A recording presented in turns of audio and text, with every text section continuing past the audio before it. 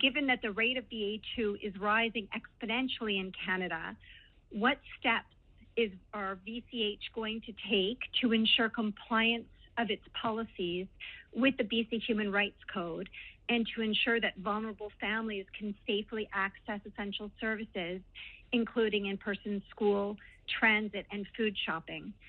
The second part is that, in addition, is VCH finally willing to catch up with internationally accepted science, clearly state that COVID is airborne, and adopt all necessary aerosol protections, including the universal use of respirators such as N95 and HEPA filters? Thanks so much, Amy. Lots of good questions there. And, Dr. Daly, do you want to take this one? I just want to assure Amy that I mentioned in my introduction that COVID-19 is here to stay. We need to learn to live with this. That's a positive thing. We've learned a lot about the virus over the last 2 years. We've had a very robust public health response. Public health measures were put in place, and we know that they can cause harms. And I talked about some of the harms of the measures that we put in place. They were put in place until such time as we achieve a high enough level of population immunity that we could safely lift these measures going forward. We're 2 years now into the pandemic. The virus is probably here permanently, but the nature of the virus has changed. The current variants have evolved. They're more transmissible but cause less severe disease, and the protection from vaccination is very robust. So we are able to lift those public health measures.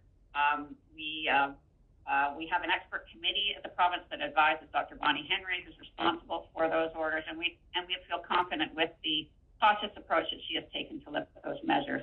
So I just want to assure you of that. I talked about the importance going forward of for those vulnerable people to continue to follow recommendations for vaccinations, to be aware if you're highly vulnerable that you can have access to antiviral treatments.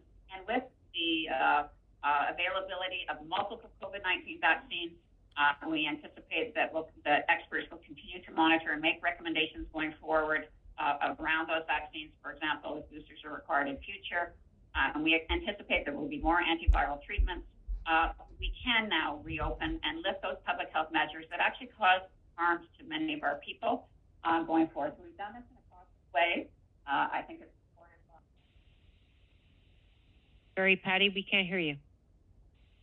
Oh, that's better. Can you hear me now? Yeah. Sorry, I froze for a second. Just to say that we will continue to monitor as we go forward, and we have a very robust surveillance system that can monitor both the level of COVID-19 activity, any new variants in the province, and we'll use all that data to monitor, to inform our public health decisions going forward.